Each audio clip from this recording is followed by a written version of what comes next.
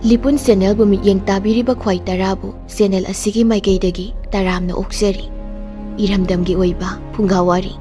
ꯂꯣꯏꯅꯅ ꯇꯣꯉꯥꯟ ꯇꯣꯉꯥꯟꯕ ꯐꯨꯔꯨꯞ ꯀꯥꯡꯂꯨꯞꯀꯤ ꯋꯥꯔꯤ ꯃꯆꯥ ꯀꯌꯥ ꯑꯃ ꯆꯦꯅꯦꯜ ꯑꯁꯤꯅ ꯃꯤꯌꯥꯝꯗ ꯂꯦꯞꯄ ꯂꯩꯇꯅ ꯈꯨꯗꯣꯜ ꯇꯝꯖꯔꯤ꯫ ꯂꯣꯏꯅꯅ ꯆꯦꯅꯦꯜ ꯑꯁꯤꯕꯨ ꯍꯦꯟꯅ ꯃꯄꯨꯡ ꯐꯥꯅꯕꯒꯤꯗꯃꯛꯇ ꯑꯗꯣꯝꯒꯤ ꯊꯧꯖꯥꯜ ꯅꯤꯖꯔꯤ꯫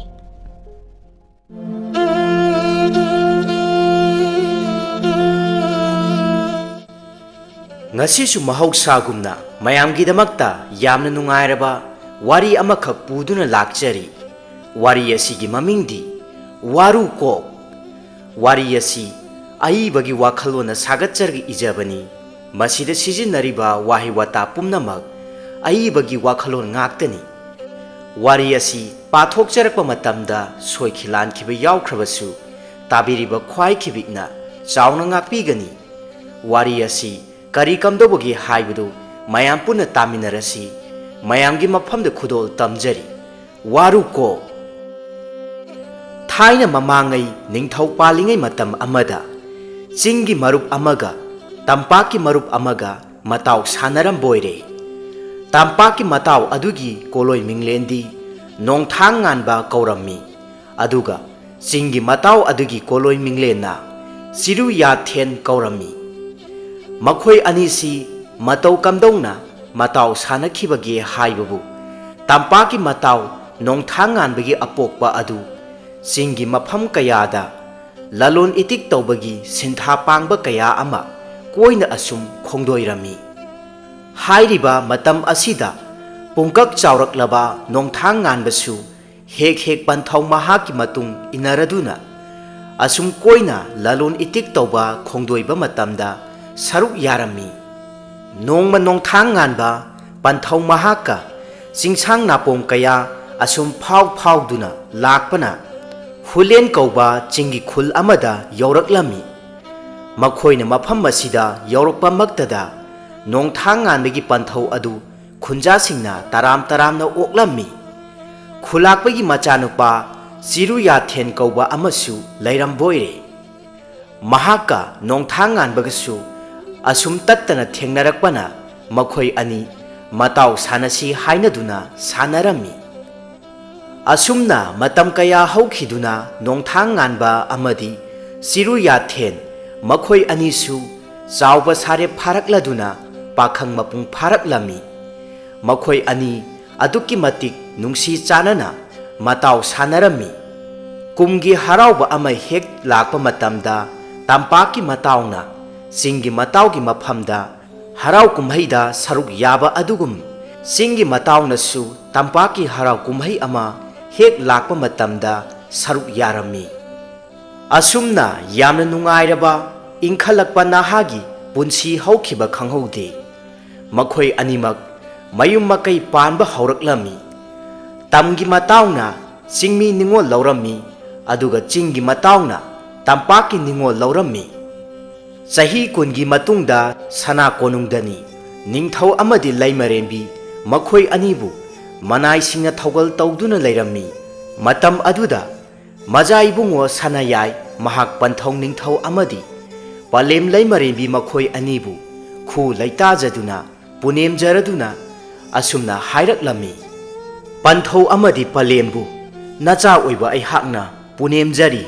ꯉꯁꯤ ꯅꯆꯥꯅ ꯈꯣꯡꯗꯣꯏꯖꯒꯗꯧꯔꯤꯕ ꯈꯣꯡꯆꯠ ꯑꯁꯦ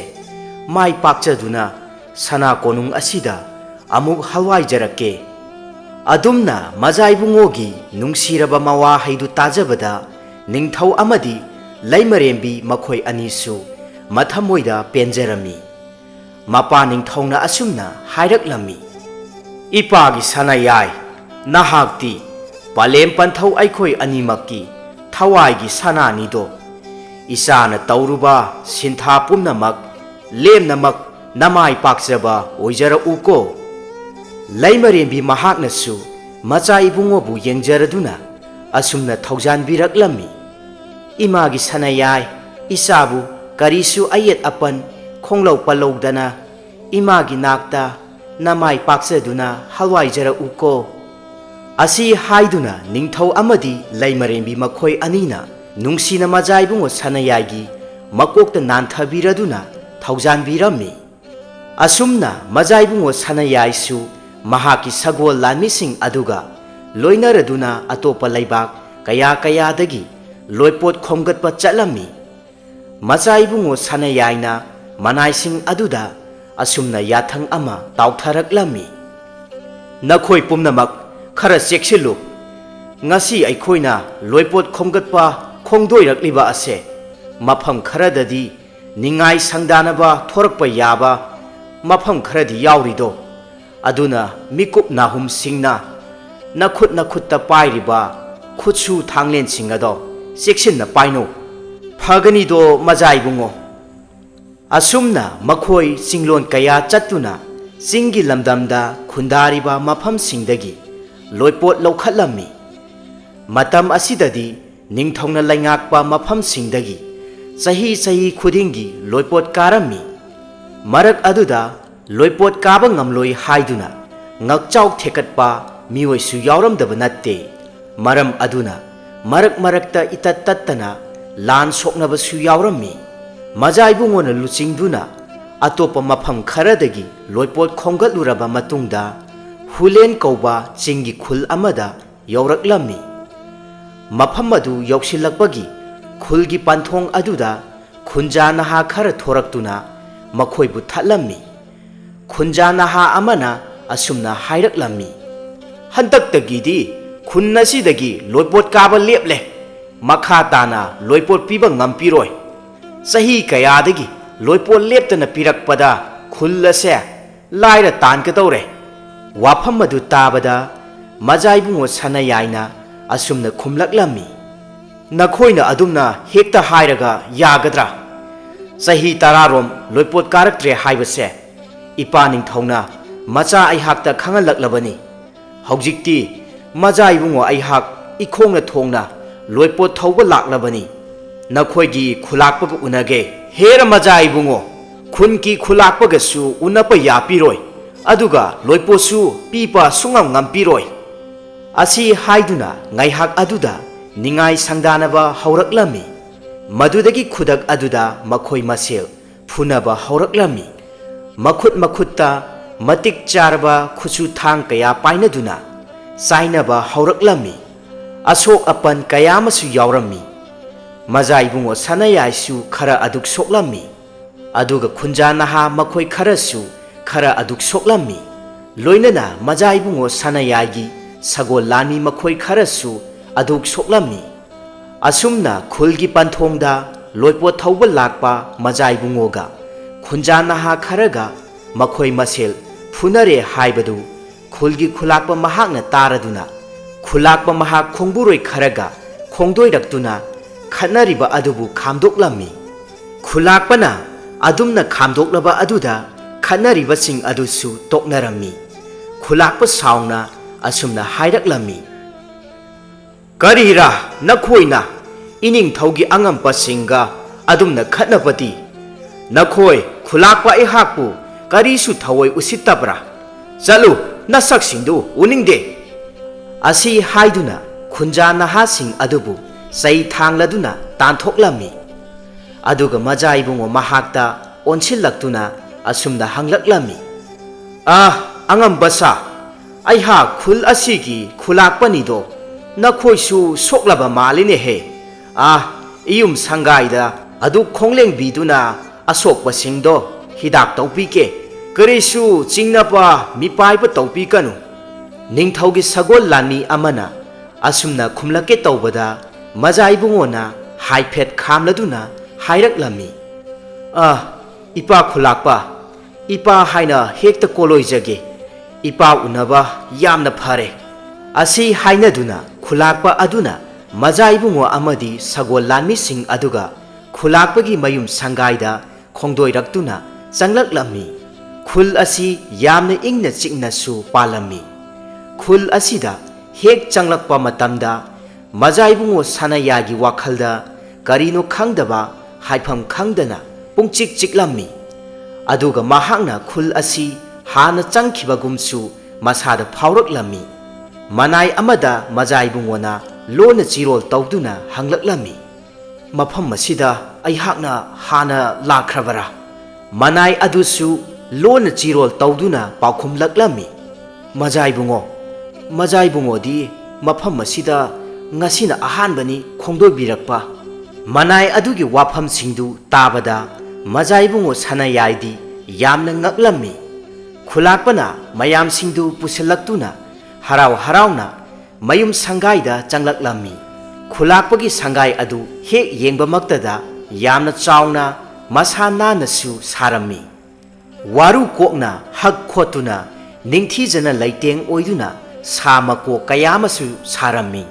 ꯍꯦꯛ ꯌꯦꯡꯕꯗ ꯐꯖꯕ ꯑꯃꯗꯤ ꯐꯥꯎꯍꯜꯂꯤ꯫ ꯑꯗꯨꯕꯨ ꯃꯖꯥꯏꯕꯨꯡꯉꯣ ꯁꯅꯥꯌꯥꯏꯒꯤ ꯃꯐꯝꯗꯗꯤ ꯀꯔꯤꯒꯨꯝꯕ ꯂꯥꯡꯇꯛꯅꯕ ꯑꯃꯗꯤ ꯆꯥꯎꯅ ꯐꯥꯎꯍꯜꯂꯝꯃꯤ꯫ ꯈꯨꯂꯥꯛꯄꯅ ꯈꯨꯂꯥꯛꯄꯤ ꯇꯥꯅꯕ ꯀꯧꯔꯝꯃꯤ꯫ ꯈꯨꯂꯥꯛꯄꯤ, ꯃꯄꯥꯟꯂꯥꯡꯗ ꯑꯃꯨꯛꯇ ꯊꯣꯔꯛꯎꯅꯦ, ꯇꯝꯄꯥꯛꯀꯤ ꯑꯉꯝꯕꯁꯤꯡ ꯈꯣꯡꯗꯣꯏꯔꯛꯂꯤ꯫ ꯋꯥꯐꯝ ꯑꯗꯨ ꯇꯥꯕꯗ ꯏꯃꯨꯡ ꯂꯣꯝꯗꯒꯤ ꯊꯕꯛ ꯇꯧꯗꯨꯅ ꯂꯩꯔꯝꯕꯤ ꯈꯨꯂꯥꯛꯄꯤ ꯑꯗꯨ ꯌꯥꯝꯅ ꯍꯔꯥꯎꯅ ꯃꯄꯥꯟꯂꯥꯡꯗ ꯆꯦꯟꯊꯣꯔꯛꯂꯝꯃꯤ꯫ ꯀꯔꯤ ꯍꯥꯏꯕ? ꯇꯝꯄꯥꯛꯀꯤ ꯑꯉꯝꯕꯁꯤꯡ ꯈꯣꯡꯗꯣꯏꯔꯛꯂꯦ ꯍꯥꯏꯕ? ꯑꯁꯤ ꯍꯥꯏꯔꯗꯨꯅ ꯇꯍꯥ ꯈꯨꯂꯥꯛꯄꯤ ꯑꯗꯨ ꯃꯄꯥꯟꯂꯥꯡꯗ ꯆꯦꯟꯊꯣꯔꯛꯇꯨꯅ ꯌꯦꯡꯂꯝꯃꯤ꯫ ꯅꯤꯡꯊꯧꯒꯤ ꯑꯉꯝꯕꯁꯤꯡ ꯎꯕꯃꯛꯇꯗ ꯈꯨꯂꯥꯛꯄꯤ ꯑꯗꯨ ꯃꯕꯨꯛꯅꯤꯡ ꯅꯨꯡꯁꯤꯔꯗꯨꯅ ꯃꯄꯤ ꯏꯔꯥꯁꯨ ꯆꯦꯜꯂꯝꯃꯤ꯫ ꯃꯇꯧ ꯑꯗꯨꯗ ꯈꯨꯂꯥꯛꯄ ꯑꯗꯨꯅ ꯍꯥꯏꯔꯛꯂꯝꯃꯤ, ꯑꯉꯝꯄꯆꯥ, ꯈꯨꯂꯥꯛꯄꯤ ꯑꯁꯤ ꯃꯄꯨꯛꯅꯤꯡ ꯅꯨꯡꯁꯤꯔ ꯃꯥꯜꯂꯦꯗꯣ, ꯇꯝꯄꯥꯛꯀꯤ ꯃꯤꯑꯣꯏ ꯎꯕꯗ ꯍꯦꯟꯅ ꯅꯨꯡꯁꯤ ꯄꯤꯄꯅꯤꯅꯦ꯫ ꯃꯖꯥꯏꯕꯨꯡꯉꯣꯅ ꯈꯨꯂꯥꯛꯄꯗ ꯍꯪꯂꯛꯂꯝꯃꯤ, ꯏꯄꯥ ꯈꯨꯂꯥꯛꯄ, ꯀꯔꯤ ꯃꯔꯝꯒꯤꯗꯃꯛꯇ ꯑꯁꯨꯝꯅ ꯏꯃꯥ ꯈꯨꯂꯥꯛꯄꯤꯅ ꯄꯨꯛꯅꯤꯡ ꯅꯨꯡꯁꯤꯕꯤꯔꯤꯕꯅꯣ? ꯋꯥꯐꯝ ꯑꯗꯨ ꯇꯥꯕꯗ ꯈꯨꯂꯥꯛꯄ ꯑꯋꯥꯕ ꯁꯣꯔ ꯑꯃ ꯇꯞꯅ ꯍꯣꯟꯊꯔꯗꯨꯅ ꯑꯁꯨꯝꯅ ꯍꯥꯏꯔꯛꯂꯝꯃꯤ, ꯑꯉꯝꯕ, ꯁꯨꯝꯗꯧꯕꯅꯤꯗꯣ, ꯅꯃꯥ ꯈꯨꯂꯥꯛꯄꯤ ꯑꯁꯤꯁꯨ ꯇꯝꯒꯤ ꯅꯤꯡꯉꯣꯜꯅꯤꯅꯦ꯫ ꯑꯗꯨꯅꯅꯤ ꯃꯍꯥꯛꯅ ꯇꯝꯒꯤ ꯏꯆꯥꯁꯤꯡ ꯎꯕꯗ ꯄꯨꯛꯅꯤꯡ ꯅꯨꯡꯁꯤꯔꯤꯁꯦ꯫ ꯀꯨꯏꯔꯦ ꯈꯨꯂꯥꯛꯄꯤꯅ ꯃꯄꯥꯝ ꯂꯝꯗꯝ ꯇꯝꯄꯥꯛꯇ ꯀꯨꯝꯂꯛꯇꯕ, ꯆꯍꯤ 18 ꯁꯨꯔꯛꯂꯝꯂꯒꯅꯤ꯫ ꯋꯥꯐꯝꯁꯤꯡ ꯑꯗꯨ ꯇꯥꯕꯗ ꯃꯖꯥꯏꯕꯨꯡꯉꯣ ꯁꯅꯥꯌꯥꯏ ꯌꯥꯝꯅ ꯉꯛꯂꯝꯃꯤ꯫ ꯅꯤꯡꯊꯧꯒꯤ ꯃꯅꯥꯏ ꯑꯃꯅ ꯃꯔꯛ ꯊꯠꯅ ꯑꯁꯨꯝꯅ ꯍꯪꯒꯠꯂꯛꯂꯝꯃꯤ, ꯏꯄꯥ ꯈꯨꯂꯥꯛꯄ, ꯅꯆꯥ ꯑꯩꯈꯣꯏꯅ ꯃꯐꯝ ꯑꯁꯤꯗ ꯈꯣꯡꯗꯣꯏꯔꯛꯂꯤꯕ ꯑꯁꯦ ꯂꯣꯏꯄꯣꯠ ꯊꯧꯕ ꯈꯣꯡꯗꯣꯏꯖꯔꯛꯄꯅꯤꯗꯣ꯫ ꯋꯥꯐꯝ ꯑꯗꯨ ꯇꯥꯕꯗ ꯈꯨꯂꯥꯛꯄ ꯌꯥꯝꯅ ꯉꯛꯅ ꯍꯪꯂꯛꯂꯝꯃꯤ, ꯀꯔꯤꯔꯥ? ꯑꯉꯝꯄ, ꯈꯨꯜꯒꯤ ꯂꯣꯏꯄꯣꯠꯇꯤ ꯄꯤꯈꯤꯕ ꯅꯨꯃꯤꯠ 5ꯅꯤ ꯐꯥꯔꯛꯂꯝꯂꯒꯅꯤ꯫ ꯇꯁꯦꯡꯅꯃꯛꯀꯤ ꯈꯨꯜꯒꯤ ꯂꯣꯏꯄꯣꯠ ꯄꯨꯝꯅꯃꯛ ꯑꯁꯤ ꯈꯨꯜ ꯑꯁꯤꯗ ꯂꯩꯕ ꯔꯪꯂꯩꯌꯤ ꯀꯧꯕ ꯄꯥꯈꯪ ꯑꯃꯅ ꯃꯇꯝ ꯑꯌꯥꯝꯕꯗ ꯅꯤꯡꯊꯧꯒꯤ ꯃꯐꯝꯗ ꯌꯧꯍꯟꯒꯅꯤ ꯍꯥꯏꯗꯨꯅ ꯍꯥꯟꯅ ꯃꯥꯡꯖꯧꯅꯅ ꯈꯣꯝꯒꯠꯇꯨꯅ ꯂꯧꯈ꯭ꯔꯕꯅꯤ꯫ ꯑꯗꯨꯒ ꯂꯣꯏꯄꯣꯠꯁꯤꯡ ꯑꯗꯨ ꯁꯨꯡꯌꯧ ꯌꯧꯍꯟꯗꯅ ꯂꯩꯔꯛꯄꯅꯤ꯫ ꯉꯁꯤꯗꯤ ꯔꯪꯂꯩꯌꯤꯒꯤ ꯑꯔꯣꯟꯕ ꯅꯝꯊꯥꯛ ꯄꯨꯝꯅꯃꯛꯁꯤꯡ ꯑꯗꯨ ꯈꯪꯅꯔꯛꯂꯝꯃꯤ꯫ ꯈꯨꯂꯥꯛꯄꯅ ꯆꯍꯤ ꯈꯨꯗꯤꯡꯒꯤ ꯂꯣꯏꯄꯣꯠ ꯑꯗꯨꯝ ꯇꯝꯃꯤ, ꯆꯍꯤ 10 ꯑꯁꯤꯗ ꯂꯦꯞꯇꯅ ꯂꯣꯏꯄꯣꯠ ꯇꯝꯃꯤ ꯍꯥꯏꯔꯛꯂꯕꯗ ꯅꯤꯡꯊꯧꯒꯤ ꯑꯉꯝꯕꯁꯤꯡ ꯑꯗꯨꯅꯁꯨ ꯋꯥꯔꯤ ꯂꯤꯗꯨꯅ ꯈꯪꯍꯜꯂꯝꯃꯤ꯫ ꯋꯥꯐꯝꯁꯤꯡ ꯑꯗꯨꯗ ꯈꯨꯂꯥꯛꯄ ꯋꯥꯈꯜ ꯇꯥꯔꯛꯂꯝꯃꯤ, ꯃꯁꯤ ꯄꯨꯝꯄ ꯔꯪꯂꯩꯌꯤꯅ ꯊꯣꯛꯍꯟꯕ ꯉꯥꯛꯇꯅꯤ꯫ ꯃꯍꯥꯛꯄꯨ ꯆꯩꯔꯥꯛ ꯐꯪꯍꯟꯗꯅꯗꯤ ꯇꯣꯛꯂꯣꯏꯗꯣ꯫ ꯋꯥꯔꯤ ꯑꯁꯨꯝ ꯁꯥꯔꯤꯉꯩꯗ ꯏꯆꯥ ꯑꯉꯝꯕꯁꯤꯡꯒꯤ ꯑꯁꯣꯛꯄꯁꯤꯡ ꯑꯁꯦ ꯍꯤꯗꯥꯛ ꯇꯧꯕꯤꯕ ꯀꯥꯎꯕꯤꯕꯅꯤꯅꯦ꯫ ꯑꯁꯤ ꯍꯥꯏꯗꯨꯅ ꯈꯨꯂꯥꯛꯄꯤꯗ ꯑꯃꯨꯛ ꯑꯣꯟꯁꯤꯟꯗꯨꯅ ꯍꯪꯂꯛꯂꯝꯃꯤ, ꯈꯨꯂꯥꯛꯄꯤ, ꯏꯆꯥꯅꯨꯄꯤ ꯊꯦꯟꯗꯤ ꯀꯗꯥꯏꯗ ꯂꯩꯕ꯭ꯔꯥ? ꯃꯥꯕꯨ ꯀꯧꯅꯦ, ꯑꯁꯣꯛꯄꯗ ꯍꯤꯗꯥꯛ ꯇꯧꯁꯦ ꯍꯥꯏꯕꯤꯌꯨꯅꯦ꯫ ꯑꯁꯤ ꯍꯥꯏꯅ ꯈꯨꯂꯥꯛꯄꯤꯗ ꯍꯥꯏꯕ ꯃꯇꯝꯗ ꯈꯨꯂꯥꯛꯄꯤꯅ ꯑꯁꯨꯝꯅ ꯍꯥꯏꯔꯛꯂꯝꯃꯤ, ꯏꯃꯨꯡꯗ ꯆꯥꯛ ꯊꯣꯡꯕꯤꯕꯅꯦ, ꯀꯧꯕꯤꯒꯦꯀꯣ꯫ ꯑꯁꯤ ꯍꯥꯏꯔꯝꯗꯨꯅ ꯈꯨꯂꯥꯛꯄꯤ ꯏꯃꯨꯡꯂꯣꯝꯗ ꯆꯪꯈꯤꯗꯨꯅ ꯃꯆꯥꯅꯨꯄꯤ ꯊꯦꯟꯕꯨ ꯀꯧꯔꯝꯃꯤ꯫ ꯊꯦꯟ ꯃꯄꯥꯟꯂꯥꯡꯗ ꯊꯣꯔꯛꯇꯨꯅ ꯃꯈꯨꯠꯇ ꯍꯤꯗꯥꯛ ꯑꯣꯏꯅ ꯃꯅꯥ ꯃꯁꯤꯡ ꯈꯔ ꯄꯥꯏꯗꯨꯅ ꯊꯣꯔꯛꯂꯝꯃꯤ꯫ ꯑꯗꯨꯒ ꯃꯄꯥ ꯈꯨꯂꯥꯛꯄꯗ ꯄꯤꯔꯝꯃꯤ꯫ ꯃꯖꯥꯏꯕꯨꯡꯉꯣ ꯁꯅꯥꯌꯥꯏꯅ ꯍꯥꯏꯐꯦꯠꯇꯪ ꯂꯩꯊꯣꯔꯛꯇꯨꯅ ꯌꯦꯡꯂꯛꯄꯃꯛꯇꯗ ꯈꯨꯂꯥꯛꯄꯒꯤ ꯃꯆꯥꯅꯨꯄꯤ ꯊꯦꯟꯕꯨ ꯎꯔꯨꯕꯃꯛꯇꯗ ꯃꯈꯣꯏ ꯑꯅꯤꯃꯛ ꯉꯥꯏꯍꯥꯛ ꯃꯤꯠꯆꯥꯟꯅꯔꯝꯃꯤ꯫ ꯈꯨꯂꯥꯛꯄꯅ ꯍꯥꯏꯔꯛꯄ ꯋꯥꯍꯩꯁꯤꯡ ꯑꯗꯨ ꯇꯥꯕꯗ ꯃꯈꯣꯏ ꯑꯅꯤꯃꯛ ꯃꯤꯠꯆꯥꯟꯅꯔꯝꯕ ꯑꯗꯨ ꯈꯪꯍꯧꯗꯅ ꯃꯥꯡꯈꯤꯔꯝꯃꯤ꯫ ꯑꯁꯨꯝꯅ ꯊꯦꯟꯁꯨ ꯍꯤꯗꯥꯛ ꯑꯗꯨ ꯄꯤꯔꯝꯂꯒ ꯏꯃꯨꯡꯂꯣꯝꯗ ꯆꯪꯈꯤꯔꯝꯃꯤ꯫ ꯈꯨꯂꯥꯛꯄꯅ ꯍꯤꯗꯥꯛ ꯁꯦꯝꯕꯤꯔꯗꯨꯅ Maja ibungo sanayai amadi manaising adusu yauna asokpasing adu hidak thabirami. Asumna makhoi khulakpa aduna loipot piraduna maja ibungo sanayai khul adu thadokduna khongsan khirami. Khulgi panthongda khulakpa chiru yathen mahakna leptuna ningthaugi angambasingna chatkhiba adu yengduna laihowi. Mikup aduda mahaki matam amagi mataw nongthangan badu mamitta uraklami. Mahaki tamgi mataw aduna khul asida harau kumhai yauramlaga loiraduna harau harauna hankhiba khulakpa chiru yathen haukhiba sing adu ningsingluba maktada mamittagi mapi khangawdana taraklami. Makhutuna tapna taithokjarami.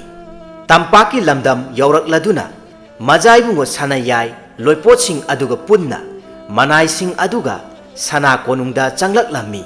Adumna maja ibungona loipotsing purakpadu uba maktada ningthau amadi laimarembi makhoi anisu yamna haraujjarami. Asumna khul leibak kayadagi loipot khonggaliba asigi maramdi sotharaba laita laira kayasingi mafamda yenthoknanaba paikhatpa thaurang oirami. Hairiba thaurang asida khungi khulakpa kayanasu harau harauna yabiraktuna chahi chahigi loipot khara khara ningthaugi mafamda tamnarami. Maja ibungo sanayaina sana konungi achikpa mafam amada famduna potharami. Mahaki mamitta ngasai ukhibasing adu ningsinglaklami. Marak aduda khulakpagi machanupi thena yenglakhiba makhoi ani michanakhiba adusu ningsinglaklami. Aduga marak aduda khangawdana mahaki wakhalda karigumba ama khangning ningsinglaklami. Karino ngasai aihakna khulakpa ipagi sangaida ukhiba sagi makok tongna tawba madu uruba maktada isada khangawdana ihul ama phawkhiba maduna karigi wakhalna ori tawrinida. Asi khanduna maja ibungo amuksu wakhal yangthoklami.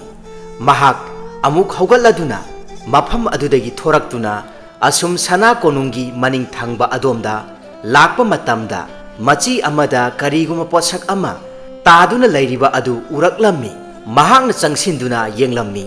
Posak adu yamna kuiraba mallaba wagi waru kokna saba posak amasu oirammi. Posak asimaka chap manarami. Ngasai mahakna khulakpagi sangaida thetuna lairambada ukhiba adu madu tap paikhatuna maja ibungo sanayai mamit kuptana munna asum yenglammi. Madudagi mahak khangawdana wakhal mangkhiduna laimaida longna haithakhirami. Maja ibungo sanayaina wakhal tarakpa matamda mahaki phamung thakta yataduna lairami. Manak aduda panthau ningthau amadi palem laimarembi makhoi anisu phamduna machabu yengsinbirami. Maja ibungona adumna wakhal tarakpa aduda ningthau amadi laimarembi makhoi ani yamna haraujjarami. Maja ibungo sanayaida thokhiba thaudoksing adu wari liduna khangalami. Manai selungba aduda maja ibungo sanayaibu kauruso haiduna panthau ningthau mahakna thakhiduna selungbana asum maja ibungo thirakpa matamda sana konungi maninglomda maja ibungo chatkhiba adu uraklami. Madudagi selungbana parap lakpa matamda laptakna maja ibungona karigumba posak amabu yamna munna yengladuna wakhal mangduna laimaida wanthakhiba adu uraklami. Madudagi selungbana pakhatuna chensillaklaga maja ibungobu kankhibani. Maja ibungo sanayaina yamna chingnaba wahang amakhak ningthau amadi laimarembi makhoi anida hanglaklami. Palem panthau nacha karigumba amatang hangatchage. Machagi wafam adu tabada ningthau yamna langtaknana khumlaklami. Isa ibungo kari wafam oirabano ipada hekta hayo. Nachana posak amakhak sana konung asigi maninglom thangba sarukta thengnajaraki. Hairiba posak adu hek uba maktada nachagi wakhal ase karigumba amadi tattana phawali. Masibu karigino nakan amada ningthaugi manai achanba salai mahakna ꯈꯨꯔꯨꯝꯂꯗꯨꯅ ꯍꯪꯒꯠꯆꯔꯛꯂꯝꯃꯤ꯫ ꯏꯅꯤꯡꯊꯧ ꯑꯃꯗꯤ ꯂꯩꯃꯔꯦꯝꯕꯤ, ꯅꯅꯥꯏ ꯑꯩꯍꯥꯛꯅ ꯄꯨꯅꯦꯝꯖꯔꯤ꯫ ꯃꯖꯥ ꯏꯕꯨꯡꯉꯣ ꯃꯍꯥꯛꯅ ꯍꯪꯒꯠꯆꯔꯛꯂꯤꯕ ꯋꯥꯐꯝꯁꯤꯡ ꯑꯁꯦ ꯉꯁꯤꯗꯤ ꯅꯅꯥꯏ ꯂꯣꯏꯅꯃꯛ ꯋꯥꯔꯤ ꯂꯤꯊꯣꯛꯆꯔꯒꯦꯗꯣ꯫ ꯃꯅꯥꯏ ꯁꯂꯥꯏꯒꯤ ꯋꯥꯐꯝ ꯑꯗꯨ ꯇꯥꯕꯗ ꯂꯩꯃꯔꯦꯝꯕꯤ ꯑꯗꯨꯅ ꯌꯥꯝꯅ ꯄꯥꯈꯠꯅ ꯍꯥꯏꯔꯛꯂꯝꯃꯤ꯫ ꯁꯂꯥꯏ, ꯅꯍꯥꯛ ꯇꯨꯃꯤꯟꯅ ꯂꯩꯌꯨ, ꯆꯠꯂꯨ ꯅꯊꯧ ꯇꯧꯖꯔꯨꯆꯣ꯫ ꯋꯥꯐꯝ ꯑꯗꯨ ꯍꯥꯏꯔꯛꯄꯗ ꯃꯖꯥꯏꯕꯨꯡꯉꯣ ꯁꯅꯥꯌꯥꯏ ꯌꯥꯝꯅ ꯂꯥꯡꯇꯛꯅꯔꯝꯃꯤ꯫ ꯃꯆꯥꯅ ꯑꯗꯨꯝꯅ ꯂꯥꯡꯇꯛꯅꯖꯕ ꯃꯇꯧ ꯑꯗꯨꯗ ꯅꯤꯡꯊꯧ ꯃꯍꯥꯛ ꯇꯞꯅ ꯑꯁꯨꯝꯅ ꯍꯥꯏꯔꯛꯂꯝꯃꯤ꯫ ꯂꯩꯃꯔꯦꯝꯕꯤ, ꯏꯅꯥꯏ ꯁꯂꯥꯏꯕꯨ ꯈꯥꯝꯂꯒꯅꯨ, ꯆꯠꯍꯟꯈꯤꯒꯅꯨ꯫ ꯁꯂꯥꯏ, ꯉꯁꯤꯗꯤ ꯏꯆꯥ ꯑꯁꯦ ꯆꯥꯎꯕ ꯁꯥꯔꯦꯞ ꯐꯥꯔꯛꯂꯦ꯫ ꯍꯧꯈꯤꯕ ꯋꯥꯔꯤꯁꯤꯡꯕꯨ ꯀꯌꯥꯝ ꯀꯨꯏꯅ ꯃꯩꯅ ꯐꯤꯕꯨ ꯀꯨꯞꯁꯤꯟꯗꯨꯅ ꯊꯝꯕ ꯉꯝꯗꯦ ꯍꯥꯏꯅꯕꯒꯨꯝ ꯉꯁꯤꯗꯤ ꯍꯧꯈ꯭ꯔꯕ ꯋꯥꯔꯤꯁꯤꯡ ꯑꯗꯣ ꯏꯆꯥ ꯃꯍꯥꯛꯀꯤ ꯃꯐꯝꯗ ꯑꯃꯠꯇ ꯆꯤꯊꯗꯅ ꯈꯪꯍꯜꯂꯣ꯫ ꯑꯁꯤ ꯍꯥꯏꯗꯨꯅ ꯅꯤꯡꯊꯧ ꯃꯍꯥꯛꯀꯤ ꯃꯌꯥꯊꯪ ꯑꯗꯨ ꯇꯥꯕꯗ ꯃꯅꯥꯏ ꯑꯆꯥꯟꯕ ꯃꯤꯌꯥꯏ ꯆꯟꯁꯤꯜꯂꯛꯂꯕ ꯁꯂꯥꯏ ꯑꯃꯗꯤ ꯂꯩꯃꯔꯦꯝꯕꯤ ꯃꯍꯥꯛꯁꯨ ꯌꯥꯎꯅ ꯌꯥꯝꯅ ꯉꯛꯅ ꯅꯤꯡꯊꯧꯒꯤ ꯃꯐꯝꯗ ꯌꯦꯡꯂꯛꯂꯝꯃꯤ꯫ ꯃꯖꯥꯏꯕꯨꯡꯉꯣ ꯁꯅꯥꯌꯥꯏꯁꯨ ꯆꯤꯡꯅꯕ ꯂꯥꯡꯇꯛꯅꯕ ꯑꯁꯨꯝ ꯍꯦꯟꯒꯠꯂꯛꯇꯨꯅ ꯑꯁꯨꯝꯅ ꯍꯪꯂꯛꯂꯝꯃꯤ꯫ ꯄꯟꯊꯧ, ꯀꯔꯤ ꯀꯔꯝꯕ ꯋꯥꯐꯝ ꯑꯣꯏꯔꯕꯅꯣ? ꯅꯆꯥꯗ ꯆꯤꯡꯅꯕ ꯂꯩꯇꯅ ꯇꯥꯛꯄꯤꯌꯨ꯫ ꯍꯦ ꯏꯄꯥꯒꯨꯝꯂꯕ, ꯅꯆꯥꯕꯨ ꯊꯧꯖꯥꯟꯕꯤꯌꯨ꯫ ꯅꯈꯣꯏꯅ ꯏꯐꯝꯗ ꯋꯥ ꯑꯃꯗꯤ ꯂꯣꯠꯇꯨꯅ ꯊꯝꯂꯤ ꯍꯥꯏꯕꯁꯦ ꯑꯁꯨꯝ ꯆꯤꯡꯅꯖꯕ ꯂꯥꯡꯇꯛꯅꯕ ꯍꯦꯜꯂꯛꯂꯦ꯫ ꯅꯤꯡꯊꯧꯒꯤ ꯑꯆꯥꯟꯕ ꯃꯅꯥꯏ ꯁꯂꯥꯏꯅ ꯇꯞꯅ ꯃꯈꯥ ꯇꯥꯅ ꯊꯣꯛꯈꯤꯕ ꯍꯧꯈ꯭ꯔꯕ ꯊꯧꯗꯣꯛ ꯀꯌꯥꯁꯤꯡꯒꯤ ꯋꯥꯔꯤ ꯂꯤꯕ ꯍꯧꯔꯛꯂꯝꯃꯤ꯫ ꯑꯁꯨꯝꯅ ꯍꯧꯖꯤꯛ ꯅꯤꯡꯊꯧ ꯑꯣꯏꯅ ꯄꯥꯜꯂꯤꯕ ꯅꯤꯡꯊꯧ ꯊꯧꯖꯥꯜ ꯑꯃꯗꯤ ꯂꯩꯃꯔꯦꯝꯕꯤ ꯋꯥꯡꯂꯦꯝꯕꯤ ꯃꯈꯣꯏ ꯑꯅꯤꯁꯤ ꯌꯨꯝꯕꯥꯟꯃꯤꯟꯅꯔꯗꯨꯅ ꯃꯖꯥꯏꯕꯨꯡꯉꯣ ꯑꯃ ꯐꯪꯖꯔꯝꯃꯤ꯫ ꯃꯖꯥꯏꯕꯨꯡꯉꯣ ꯑꯁꯤꯒꯤ ꯀꯣꯂꯣꯏ ꯃꯤꯡꯂꯦꯟꯗꯤ ꯁꯅꯥꯌꯥꯏ ꯍꯥꯏꯅ ꯀꯣꯂꯣꯏꯔꯝꯃꯤ꯫ ꯃꯖꯥꯏꯕꯨꯡꯉꯣ ꯁꯅꯥꯌꯥꯏꯅ ꯆꯍꯤ ꯑꯃ ꯃꯄꯨꯡ ꯐꯥꯔꯛꯄ ꯃꯇꯝ ꯑꯗꯨꯋꯥꯏꯗ ꯅꯣꯡꯃ ꯁꯅꯥ ꯀꯣꯅꯨꯡ ꯑꯁꯤꯗ ꯂꯂꯣꯟ ꯏꯇꯤꯛ ꯇꯧꯕ ꯅꯣꯡꯊꯥꯡ ꯉꯥꯟꯕ ꯀꯧꯕ ꯃꯤꯑꯣꯏ ꯑꯃ ꯂꯥꯛꯇꯨꯅ ꯈꯨꯠꯁꯦꯝꯒꯤ ꯑꯣꯏꯕ ꯋꯥꯔꯨ ꯀꯣꯛꯅ ꯁꯦꯝ ꯁꯥꯕ ꯁꯥꯒꯤ ꯃꯀꯣꯛ ꯃꯥꯟꯕ ꯄꯣꯠꯁꯛ ꯑꯃꯕꯨ ꯅꯤꯡꯊꯧ ꯊꯧꯖꯥꯜꯒꯤ ꯃꯐꯝꯗ ꯌꯣꯟꯕ ꯆꯪꯂꯛꯂꯝꯃꯤ꯫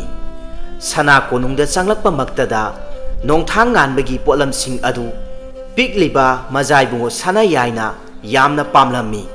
ꯃꯖꯥꯏꯕꯨꯡꯉꯣ ꯃꯍꯥꯛꯅ ꯄꯥꯝꯂꯕ ꯑꯗꯨꯗ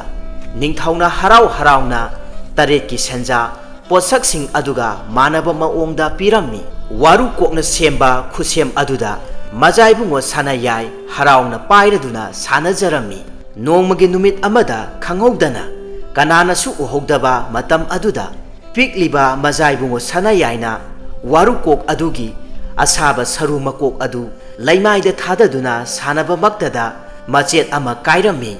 ꯅꯋꯥ ꯑꯉꯥꯡ ꯑꯣꯏꯔꯤꯕ ꯋꯥꯈꯜ ꯃꯄꯨꯡ ꯐꯥꯗ꯭ꯔꯤꯕ ꯑꯁꯤꯅ ꯑꯀꯥꯏꯕ ꯋꯥꯔꯨꯀꯣꯛ ꯃꯆꯦꯠ ꯑꯗꯨꯕꯨ ꯃꯌꯥꯗ ꯑꯁꯨꯝ ꯎꯝꯁꯤꯟꯈꯤꯗꯨꯅ ꯃꯍꯥꯛ ꯃꯈꯅꯥꯎꯗ ꯄꯜꯂꯝꯃꯤ꯫ ꯍꯥꯏꯔꯤꯕ ꯃꯇꯝ ꯑꯁꯤꯗ ꯅꯤꯡꯊꯧꯒꯤ ꯑꯆꯥꯟꯕ ꯃꯅꯥꯏ ꯁꯂꯥꯏꯅ ꯍꯦꯛ ꯂꯥꯛꯄꯒ ꯃꯄꯥ ꯆꯥꯅꯈꯤꯗꯨꯅ ꯊꯦꯡꯅꯔꯝꯃꯤ꯫ ꯑꯗꯨꯕꯨ ꯉꯥꯏꯍꯥꯛ ꯀꯥꯅꯈꯤꯕ ꯃꯇꯝ ꯑꯣꯏꯈꯤꯕꯅ ꯑꯗꯨꯃꯛ ꯄꯤꯛꯂꯤꯕ ꯅꯋꯥ ꯑꯉꯥꯡ ꯃꯖꯥꯏꯕꯨꯡꯉꯣ ꯁꯅꯥꯌꯥꯏ ꯀꯟꯕ ꯉꯝꯂꯝꯗꯦ꯫ ꯃꯇꯧ ꯑꯗꯨꯗ ꯊꯋꯥꯏ ꯆꯥꯛꯂꯕ ꯅꯤꯡꯊꯧ ꯑꯃꯗꯤ ꯂꯩꯃꯔꯦꯝꯕꯤ ꯃꯈꯣꯏ ꯑꯅꯤ ꯃꯩ ꯍꯧꯅ ꯁꯥꯎꯔꯗꯨꯅ ꯈꯨꯗꯛ ꯑꯗꯨꯗ ꯑꯉꯥꯡ ꯁꯦꯟꯅꯕꯤ ꯃꯈꯣꯏ ꯑꯅꯤꯗꯨ ꯊꯕꯛꯇꯒꯤ ꯃꯐꯝ ꯂꯧꯊꯣꯛꯂꯝꯃꯤ꯫ ꯃꯁꯤꯗꯒꯤ ꯑꯉꯥꯡꯅ ꯁꯥꯟꯅꯔꯝꯕ ꯋꯥꯔꯨꯀꯣꯛ ꯑꯗꯨ ꯃꯅꯥꯏ ꯁꯂꯥꯏꯅ ꯈꯨꯗꯛꯇ ꯄꯨꯈꯤꯗꯨꯅ ꯁꯅꯥ ꯀꯣꯅꯨꯡꯒꯤ ꯃꯅꯤꯡꯂꯣꯝꯗ ꯊꯝꯈꯤꯔꯝꯃꯤ꯫ ꯃꯆꯥ ꯀꯥꯏꯅꯕꯒꯤ ꯃꯩ ꯍꯧꯅ ꯁꯥꯎꯔꯕ ꯅꯤꯡꯊꯧ ꯊꯧꯖꯥꯜꯅ ꯃꯅꯥꯏ ꯑꯆꯥꯟꯕ ꯁꯂꯥꯏ ꯌꯦꯡꯗꯨꯅ ꯑꯁꯨꯝꯅ ꯌꯥꯊꯪ ꯑꯃ ꯇꯥꯎꯊꯔꯛꯂꯝꯃꯤ꯫ ꯏꯅꯥꯏ ꯁꯂꯥꯏ, ꯆꯠꯂꯨ, ꯄꯣꯠꯁꯛ ꯑꯗꯨꯕꯨ ꯌꯣꯟꯕ ꯂꯥꯛꯂꯝꯕ ꯇꯝꯕ ꯅꯨꯄꯥ ꯑꯗꯨ ꯐꯥꯗꯨꯅꯅꯦ ꯃꯐꯝ ꯑꯁꯤꯗ ꯄꯨꯔꯛꯎ, ꯃꯇꯤꯛ ꯊꯣꯛꯄ ꯂꯥꯛꯅꯒꯦ꯫ ꯅꯤꯡꯊꯧꯒꯤ ꯑꯁꯥꯎꯕꯅ ꯈꯟꯊꯗ꯭ꯔꯕ ꯋꯥꯈꯜ ꯑꯗꯨꯕꯨ ꯂꯩꯃꯔꯦꯝꯕꯤ ꯃꯍꯥꯛꯅ ꯊꯦꯝꯖꯤꯟꯕꯤꯔꯛꯂꯝꯃꯤ꯫ ꯏꯅꯤꯡꯊꯧ, ꯑꯗꯨꯝꯅ ꯇꯧꯕꯤꯔꯒ ꯑꯩꯈꯣꯏꯒꯤ ꯅꯨꯡꯁꯤꯔꯕ ꯏꯆꯥꯗꯣ ꯑꯃꯨꯛ ꯍꯟꯅ ꯍꯜꯂꯛꯀꯗꯕꯁꯨ ꯃꯔꯩꯇ꯭ꯔꯦ꯫ ꯑꯩꯈꯣꯏ ꯑꯅꯤꯒꯤ ꯏꯔꯥꯏꯕꯛꯇ ꯑꯁꯨꯝꯅ ꯊꯣꯛꯎ ꯍꯥꯏꯗꯨꯅ ꯅꯣꯡꯗꯝꯕ ꯃꯍꯥꯛꯅ ꯇꯝꯕꯤꯔꯝꯂꯕꯅꯤ ꯍꯥꯏꯅ ꯈꯟꯗꯣꯛꯂꯁꯤ꯫ ꯑꯁꯤ ꯍꯥꯏꯗꯨꯅ ꯂꯩꯃꯔꯦꯝꯕꯤ ꯃꯍꯥꯛ ꯊꯃꯣꯏ ꯁꯣꯛꯅ ꯀꯞꯆꯔꯝꯃꯤ꯫ ꯅꯤꯡꯊꯧ ꯃꯍꯥꯛꯅꯁꯨ ꯂꯩꯃꯔꯦꯝꯕꯤꯕꯨ ꯊꯦꯝꯖꯤꯟꯕꯤꯔꯝꯃꯤ꯫ ꯃꯅꯥꯏ ꯁꯂꯥꯏꯗꯤ ꯅꯤꯡꯊꯧ ꯃꯍꯥꯛꯀꯤ ꯍꯥꯏꯗꯣꯛꯈ꯭ꯔꯕ ꯌꯥꯊꯪ ꯑꯗꯨꯕꯨ ꯄꯥꯡꯊꯣꯛꯅꯅꯕ ꯍꯥꯏꯗꯨꯅ ꯁꯅꯥ ꯀꯣꯅꯨꯡꯗꯒꯤ ꯊꯣꯔꯛꯂꯝꯃꯤ ꯁꯂꯥꯏꯅ ꯂꯣꯟꯅ ꯅꯣꯡꯊꯥꯡ ꯉꯥꯟꯕꯒꯤ ꯃꯊꯛꯇ ꯀꯨꯞꯁꯦꯟ ꯁꯦꯟꯅꯗꯨꯅ ꯂꯥꯛꯂꯝꯃꯤ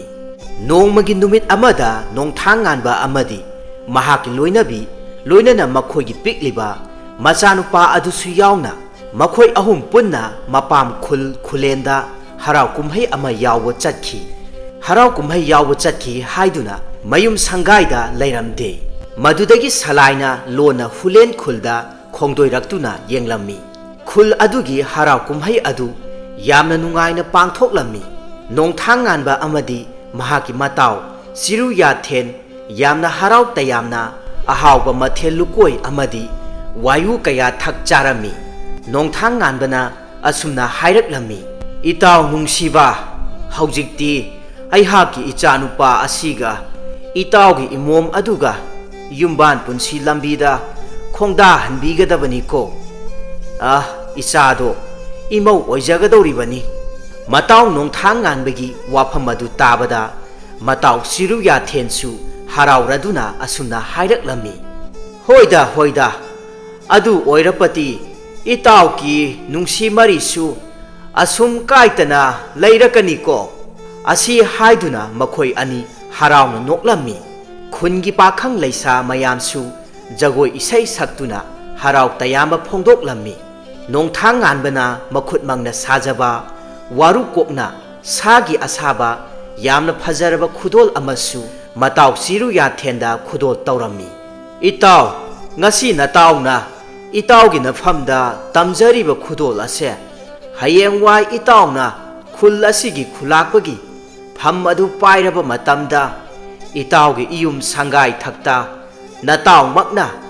ꯂꯦꯡꯗꯅ ꯏꯇꯥꯎꯒꯤ ꯅꯥꯛꯇ ꯂꯩꯔꯤ ꯈꯟꯗꯨꯅ ꯊꯝꯕꯤꯌꯨꯀꯣ ꯑꯁꯤ ꯍꯥꯏꯔꯗꯨꯅ ꯈꯨꯗꯣꯜ ꯑꯗꯨꯁꯨ ꯇꯝꯂꯝꯃꯤ ꯄꯨꯝꯅꯃꯛꯁꯤꯡ ꯑꯗꯨ ꯃꯤꯔꯣꯠ ꯑꯣꯏꯅ ꯂꯥꯛꯂꯤꯕ ꯅꯤꯡꯊꯧꯒꯤ ꯃꯅꯥꯏ ꯑꯆꯥꯟꯕ ꯁꯂꯥꯏꯅ ꯇꯥꯔꯝꯃꯤ ꯑꯁꯨꯝꯅ ꯍꯔꯥꯎ ꯀꯨꯝꯍꯩ ꯑꯗꯨ ꯂꯣꯏꯔꯗꯨꯅ ꯅꯣꯡꯊꯥꯡ ꯉꯥꯟꯕ ꯃꯍꯥꯛꯀꯤ ꯂꯣꯏꯅꯕꯤ ꯑꯗꯨꯒ ꯃꯈꯣꯏꯒꯤ ꯄꯤꯛꯂꯤꯕ ꯃꯆꯥꯅꯨꯄꯥ ꯑꯗꯨꯒ ꯄꯨꯟꯅ ꯈꯨꯜ ꯑꯗꯨ ꯊꯥꯗꯣꯛꯇꯨꯅ ꯆꯠꯅꯅꯕ ꯃꯇꯥꯎ ꯆꯤꯔꯨ ꯌꯥꯊꯦꯟ ꯑꯃꯗꯤ ꯃꯍꯥꯛꯀꯤ ꯂꯣꯏꯅꯕꯤꯅ ꯃꯇꯥꯎ ꯅꯣꯡꯊꯥꯡ ꯉꯥꯟꯕ ꯍꯣꯏꯕꯨ ꯈꯨꯜꯒꯤ ꯄꯟꯊꯣꯡ ꯑꯗꯨ ꯐꯥꯎꯕ ꯊꯤꯟꯗꯣꯛꯄꯤꯔꯛꯂꯝꯃꯤ ꯅꯣꯡꯊꯥꯡ ꯉꯥꯟꯕꯅ ꯃꯆꯟꯅꯨꯄꯤ ꯃꯇꯥꯎꯒꯤ ꯇꯥꯂꯣꯏ ꯑꯗꯨꯗ ꯑꯁꯨꯝꯅ ꯍꯥꯏꯔꯛꯂꯝꯃꯤ ꯏꯆꯟ ꯅꯍꯥꯛꯀꯤꯗꯃꯛꯇ ꯇꯝꯄꯥꯛ ꯈꯨꯜꯗ ꯅꯕꯨꯡ ꯑꯃ ꯏꯆꯥꯎ ꯆꯥꯎꯅ ꯂꯩꯔꯤꯀꯣ ꯀꯔꯤꯁꯨ ꯋꯥꯈꯜ ꯅꯨꯡꯉꯥꯏꯇꯕ ꯇꯧꯒꯅꯨ ꯃꯕꯨꯡ ꯅꯣꯡꯊꯥꯡ ꯉꯥꯟꯕꯒꯤ ꯋꯥꯐꯝꯁꯤꯡ ꯑꯗꯨ ꯇꯥꯕꯗ ꯆꯤꯔꯨ ꯌꯥꯊꯦꯟꯒꯤ ꯂꯣꯏꯅꯕꯤ ꯇꯝꯄꯥꯛ ꯅꯤꯡꯉꯣꯜ ꯑꯗꯨꯅ ꯑꯁꯨꯝꯅ ꯃꯤꯠꯂꯨ ꯄꯤꯔꯥꯡ ꯏꯍꯧꯅ ꯈꯨꯝꯂꯛꯂꯝꯃꯤ ꯏꯕꯨꯡ ꯅꯆꯟꯅ ꯆꯤꯡꯒꯤ ꯑꯁꯤꯗ ꯌꯨꯝ ꯄꯥꯟꯕꯗ ꯇꯝꯄꯥꯛꯀꯤ ꯏꯄꯥꯝ ꯂꯝꯗꯝ ꯑꯗꯨꯗ ꯅꯆꯟꯒꯤꯅꯤ ꯍꯥꯏꯕꯗ ꯏꯕꯨꯡ ꯅꯠꯇꯅ ꯀꯅꯥꯁꯨ ꯂꯩꯇ꯭ꯔꯦꯗꯣ ꯄꯂꯦꯝ ꯄꯟꯊꯧ ꯃꯈꯣꯏ ꯑꯅꯤꯅ ꯅꯧꯅ ꯍꯨꯟꯗꯣꯛꯄꯤꯔꯝꯂꯕꯗ ꯑꯩꯍꯥꯛꯄꯨ ꯌꯣꯛꯄꯤ ꯊꯥꯛꯄꯤꯔꯛꯄ ꯏꯈꯨꯔꯥ ꯏꯟꯗꯣꯟꯁꯤꯡꯅ ꯃꯆꯥ ꯑꯩꯍꯥꯛꯄꯨ ꯈꯣꯡꯗꯥꯐꯝ ꯄꯤꯕꯤꯗ꯭ꯔꯦ ꯑꯁꯨꯝꯅ ꯆꯤꯔꯨ ꯌꯥꯊꯦꯟꯒꯤ ꯂꯣꯏꯅꯕꯤ ꯑꯗꯨꯅ ꯀꯞꯆꯕ ꯑꯗꯨꯗ ꯅꯣꯡꯊꯥꯡ ꯉꯥꯟꯕꯒꯤ ꯂꯣꯏꯅꯕꯤ ꯆꯤꯡꯃꯤ ꯅꯤꯡꯉꯣꯜ ꯑꯗꯨꯅ ꯑꯁꯨꯝꯅ ꯊꯦꯝꯖꯤꯟꯕꯤꯔꯛꯂꯝꯃꯤ ꯏꯇꯥ ꯑꯗꯨꯝꯅ ꯇꯦꯡꯊꯥꯄꯤꯒꯅꯣ ꯅꯇꯥ ꯑꯩꯍꯥꯛꯀꯤ ꯋꯥꯈꯜꯁꯤꯁꯨ ꯅꯨꯡꯉꯥꯏꯕꯤꯗꯦ ꯀꯔꯤꯁꯨ ꯀꯞꯄꯤꯒꯅꯨꯀꯣ ꯑꯩꯈꯣꯏ ꯊꯦꯡꯂꯦ ꯆꯠꯄꯤꯒꯦꯀꯣ ꯑꯁꯤ ꯍꯥꯏꯅꯔꯗꯨꯅ ꯃꯈꯣꯏ ꯃꯐꯝ ꯑꯗꯨ ꯊꯥꯗꯣꯛꯇꯨꯅ ꯈꯣꯡꯗꯣꯏꯈꯤꯔꯝꯃꯤ ꯈꯨꯜꯒꯤ ꯄꯟꯊꯣꯡ ꯑꯗꯨꯗ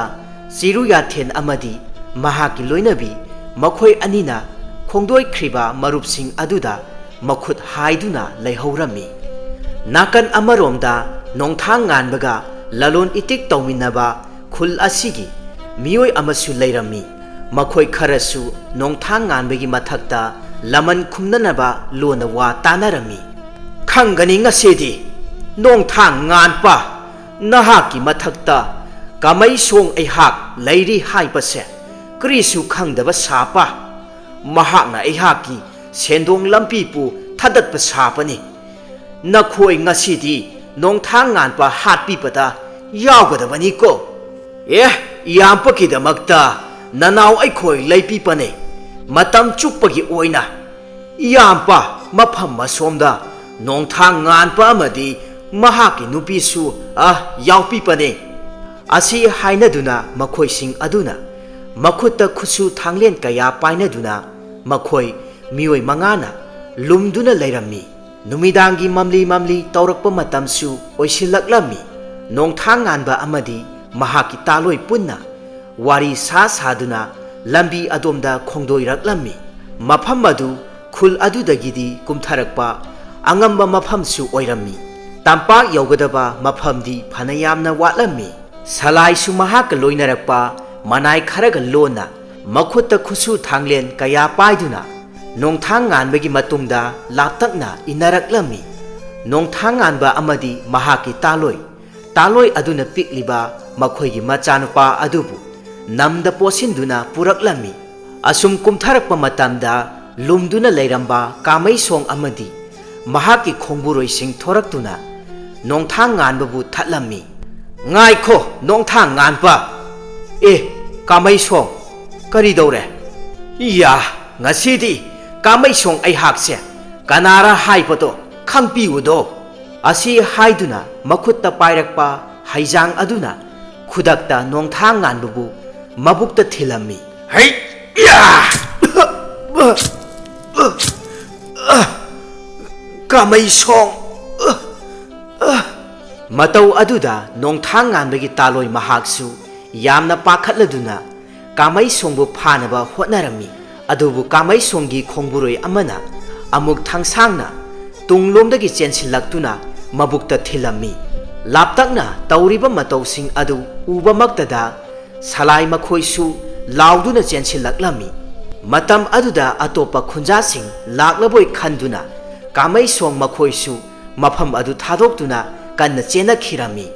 pikliba nawa angang adu tumlambadagi mikap pangthorakpada yamna kaplami salaina chensilaktuna angang adubu laukhatlami salaina yengluba matamda nongthang nganbana laimaida taduna yamna tapna salai tanaba asumna hairaklammi angamba ai haki isa asibu chaunanaba chauba sare phananaba yopirau salaina pakhatna asumna hanglaklammi nongthang nganba se hogotlo nahaki phibam asida oihelamdeba misak adu kanano se hayo kanano no nongthang nganba yamna wana asumna makha tana hairaklammi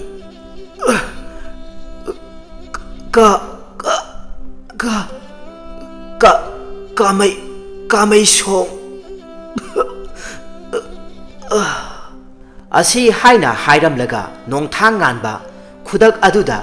yaibi thawai manglami mahaki taloi adusu khudak aduda yaibi thawai manglami asumna haukraba matam kaya asida manai salaina majaibungo sana yaibu lona kupsen senarakibani nongma majaibungona hulen kauba khul aduda loipo thauba lakpa matamdasu khulakpa kaurakhiba misak adusu salaina lona chenduna khulakpagi mafamda tamkhibani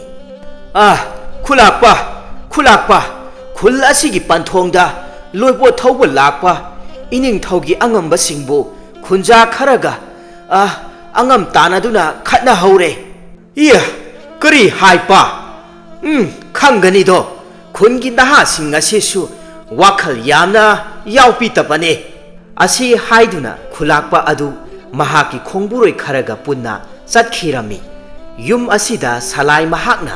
majaibungo mahakpu pusalaknanaba sinkhiba thaurang ngaktani aduga majaibungona sana konungi maninglomda lakpa matamda waru kokna saba posaksing adusu thengnanabagidamakta thawoinamaki thamjilami asumna haukraba warising adu tarubada majaibungo sanayai makhol thokna kapcharami palem panthau adudi aihak asi ipa nongthang nganbagi macha ibungo mani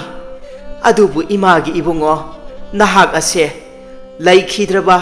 isa sanayai mahakadi jenglau saktam onthokna manakhi maram aduna aikhoigi ichado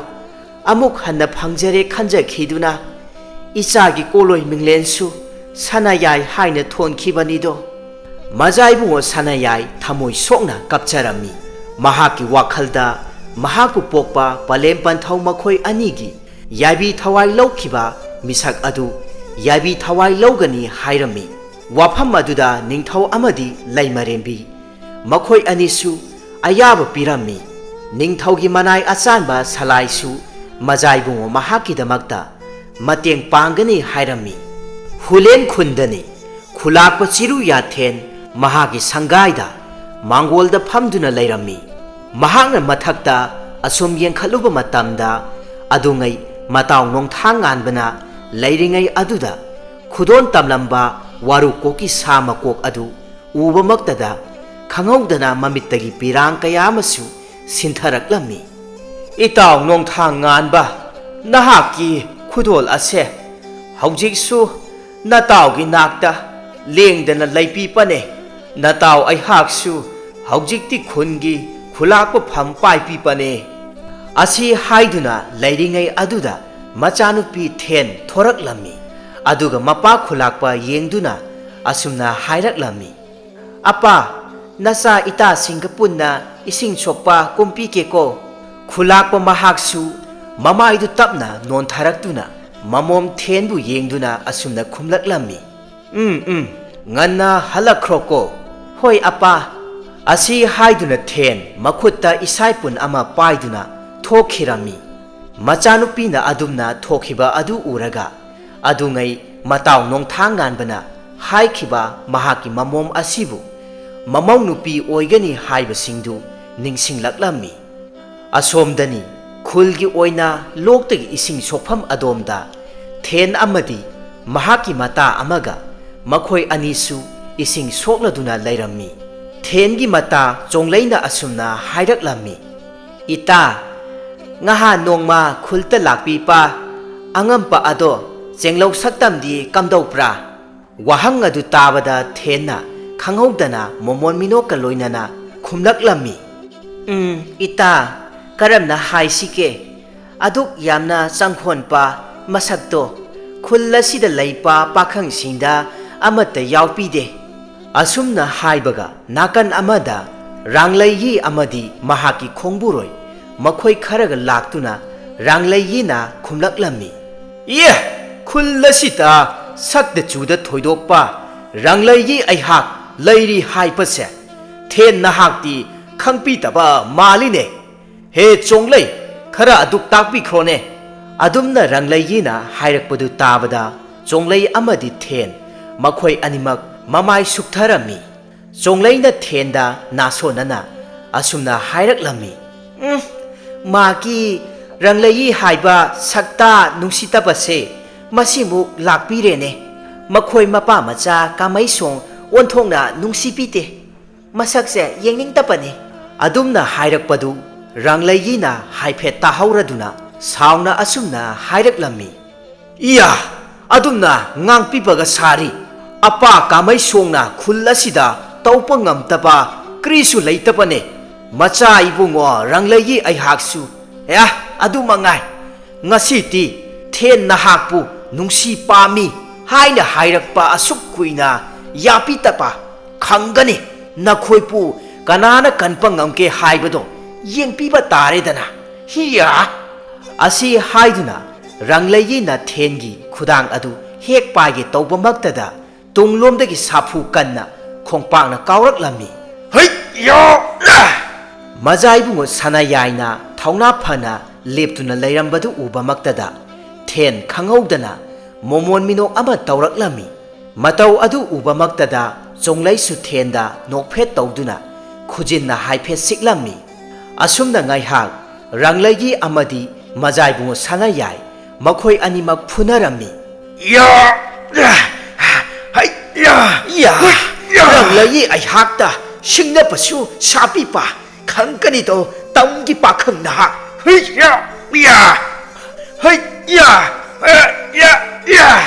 madudagi ranglaiyi gi khongburoi sing aduna ningthaugi manai kharaga khut thoknarammi ngaihakki mamangdani majaibungo sanayai loinana ningthaugi manai achanba salai amadi sagol lami kharaga punduna hulen khulakpagi mongba sangaida khongdoiraktuna mamang thakta thokhiba wari pumbasing adu ꯁꯂꯥꯏꯅ ꯈꯨꯂꯥꯛꯄꯒꯤ ꯃꯐꯝꯗ ꯂꯤꯔꯗꯨꯅ ꯃꯖꯥꯏꯕꯨꯡꯉꯣ ꯁꯅꯥꯌꯥꯏꯗ ꯈꯨꯂꯥꯛꯄꯒꯤ ꯃꯆꯥꯅꯨꯄꯤꯗꯨ ꯈꯨꯜꯒꯤ ꯏꯁꯤꯡ ꯁꯣꯛꯐꯝ ꯑꯗꯣꯝꯗ ꯆꯠꯈꯤ ꯍꯥꯏꯕ ꯈꯪꯕꯗꯒꯤ ꯈꯨꯗꯛ ꯑꯗꯨꯗ ꯃꯖꯥꯏꯕꯨꯡꯉꯣ ꯁꯅꯥꯌꯥꯏ ꯃꯐꯝ ꯑꯁꯤꯗ ꯂꯥꯛꯈꯤꯕꯅꯤ꯫ ꯍꯧꯖꯤꯛꯇꯤ ꯃꯖꯥꯏꯕꯨꯡꯉꯣ ꯁꯅꯥꯌꯥꯏꯅ ꯔꯪꯂꯩꯒꯤ ꯑꯃꯗꯤ ꯃꯈꯣꯏꯒꯤ ꯈꯣꯡꯕꯨꯔꯣꯏꯁꯤꯡ ꯑꯗꯨꯕꯨ ꯇꯞ ꯇꯥꯅ ꯐꯖꯅ ꯐꯨꯊꯔꯕ ꯃꯇꯨꯡ ꯔꯪꯂꯩꯒꯤ ꯑꯄꯣꯛꯄ ꯀꯥꯃꯩꯁꯣꯡꯕꯨ ꯃꯖꯥꯏꯕꯨꯡꯉꯣ ꯁꯅꯥꯌꯥꯏ ꯅꯤꯡꯊꯧꯒꯤ ꯂꯥꯟꯃꯤꯁꯤꯡꯒ ꯄꯨꯟꯅ ꯂꯥꯛꯇꯨꯅ ꯐꯥꯔꯝꯃꯤ꯫ ꯑꯗꯨꯒ ꯃꯄꯨꯟꯁꯤ ꯆꯨꯞꯄꯒꯤ ꯑꯣꯏꯅ ꯃꯄꯥ ꯃꯆꯥ ꯂꯣꯏꯅꯅ ꯈꯣꯡꯕꯨꯔꯣꯏ ꯑꯇꯩꯗꯨꯁꯨ ꯀꯩꯁꯨꯝꯁꯪꯗ ꯊꯝꯖꯤꯟꯈꯤꯔꯝꯃꯤ꯫ ꯑꯁꯨꯝꯅ ꯍꯧꯖꯤꯛꯇꯤ ꯈꯨꯜ ꯑꯁꯤꯁꯨ ꯌꯥꯝꯅ ꯏꯪꯅ ꯆꯤꯛꯅ ꯄꯥꯜꯂꯝꯃꯤ꯫ ꯈꯨꯂꯥꯛꯄꯒꯤ ꯃꯐꯝꯗ ꯅꯤꯡꯊꯧ ꯊꯧꯖꯥꯜ ꯑꯃꯗꯤ ꯂꯩꯃꯔꯦꯝꯕꯤ ꯋꯥꯡꯂꯦꯝꯕꯤ ꯃꯈꯣꯏ ꯑꯅꯤꯃꯛ ꯈꯣꯡꯗꯣꯏꯔꯛꯇꯨꯅ ꯈꯨꯂꯥꯛꯄꯒꯤ ꯑꯃꯠꯇ ꯄꯣꯛꯆꯕꯤ ꯃꯃꯣꯝ ꯑꯗꯨꯕꯨ ꯃꯃꯧ ꯑꯣꯏꯖꯔꯒꯦ ꯍꯥꯏꯅ ꯍꯥꯏꯖꯔꯝꯃꯤ꯫ ꯑꯗꯨꯝꯅ ꯍꯥꯏꯖꯕ ꯃꯇꯧ ꯑꯗꯨꯗ ꯈꯨꯂꯥꯛꯄ ꯑꯃꯗꯤ ꯈꯨꯂꯥꯛꯄꯤ ꯃꯈꯣꯏ ꯑꯅꯤꯒꯤ ꯃꯃꯤꯠꯇ ꯑꯗꯨꯉꯩꯒꯤ ꯃꯈꯣꯏꯒꯤ ꯅꯨꯡꯁꯤꯔꯕ ꯃꯇꯥꯎ ꯅꯣꯡꯊꯥꯡ ꯉꯥꯟꯕ ꯑꯃꯗꯤ ꯅꯣꯡꯊꯥꯡ ꯉꯥꯟꯕꯒꯤ ꯂꯣꯏꯅꯕꯤꯒꯤ ꯆꯦꯡꯂꯧ ꯁꯛꯇꯝ ꯑꯗꯨ ꯃꯃꯤꯠꯁꯤꯡꯗ ꯎꯔꯛꯂꯝꯃꯤ꯫ ꯃꯇꯥꯎ ꯅꯣꯡꯊꯥꯡ ꯉꯥꯟꯕꯅ ꯑꯗꯨꯉꯩ ꯈꯨꯗꯣꯜ ꯇꯧꯔꯝꯕ ꯃꯈꯣꯏꯒꯤ ꯁꯪꯒꯥꯏ ꯊꯛꯇ ꯊꯦꯠꯂꯤꯕ ꯋꯥꯔꯨ ꯀꯣꯛꯅ ꯁꯦꯝꯂꯕ ꯁꯥ ꯃꯀꯣꯛ ꯃꯥꯟꯕ ꯄꯣꯠꯁꯛ ꯑꯗꯨꯕꯨ ꯂꯧꯊꯔꯛꯇꯨꯅ ꯄꯣꯠꯁꯛ ꯑꯗꯨꯁꯨ ꯅꯤꯡꯊꯧꯒꯤ ꯃꯐꯝꯗ ꯀꯠꯆꯔꯝꯃꯤ꯫ ꯄꯣꯠꯁꯛ ꯑꯗꯨ ꯎꯕꯃꯛꯇꯗ ꯅꯤꯡꯊꯧ ꯑꯃꯗꯤ ꯂꯩꯃꯔꯦꯝꯕꯤ ꯃꯈꯣꯏ ꯑꯅꯤꯁꯨ ꯈꯪꯍꯧꯗꯅ ꯃꯄꯤ ꯇꯥꯅ ꯀꯞꯆꯔꯝꯃꯤ꯫ ꯑꯁꯨꯝꯅ ꯍꯔꯥꯎ ꯍꯔꯥꯎꯅ ꯅꯤꯡꯊꯧꯒꯤ ꯃꯖꯥꯏꯕꯨꯡꯉꯣ ꯁꯅꯥꯌꯥꯏ ꯑꯃꯗꯤ ꯈꯨꯂꯥꯛꯄ ꯈꯨꯂꯥꯛꯄꯤ ꯃꯈꯣꯏ ꯑꯅꯤꯒꯤ ꯑꯃꯠꯇ ꯄꯣꯛꯆꯕꯤ ꯃꯃꯣꯝ ꯊꯦꯟꯕꯨ ꯑꯋꯣꯟ ꯑꯋꯣꯟ ꯆꯥꯎꯅ ꯇꯝꯂꯗꯨꯅ ꯊꯥꯖꯔꯗꯨꯅ ꯅꯨꯡꯉꯥꯏ ꯌꯥꯏꯐꯅ ꯄꯥꯟꯈꯤꯔꯝꯃꯤ꯫ ꯃꯇꯥꯡ ꯑꯁꯤꯗ ꯉꯁꯤꯒꯤ ꯋꯥꯔꯤ ꯑꯁꯤ ꯂꯣꯏꯁꯤꯟꯖꯔꯦ꯫ ꯃꯇꯨꯡ ꯇꯥꯔꯛꯄꯗꯁꯨ ꯆꯦꯅꯦꯜ ꯑꯁꯤꯅ ꯃꯤꯌꯥꯝꯒꯤꯗꯃꯛꯇ ꯅꯨꯡꯉꯥꯏ ꯅꯨꯡꯉꯥꯏꯔꯕ ꯋꯥꯔꯤ ꯀꯌꯥ ꯑꯃ ꯂꯦꯞꯄ ꯂꯩꯇꯅ ꯄꯨꯗꯨꯅ ꯂꯥꯛꯄ ꯉꯝꯕ ꯑꯣꯏꯖꯒꯦ꯫ ꯃꯌꯥꯝ ꯄꯨꯝꯅꯃꯛꯄꯨ ꯆꯦꯅꯦꯜ ꯑꯁꯤꯒꯤ ꯃꯥꯏꯀꯩꯗꯒꯤ ꯍꯟꯅ ꯍꯟꯅ ꯊꯥꯒꯠꯄ ꯐꯣꯡꯗꯣꯛꯆꯔꯤ꯫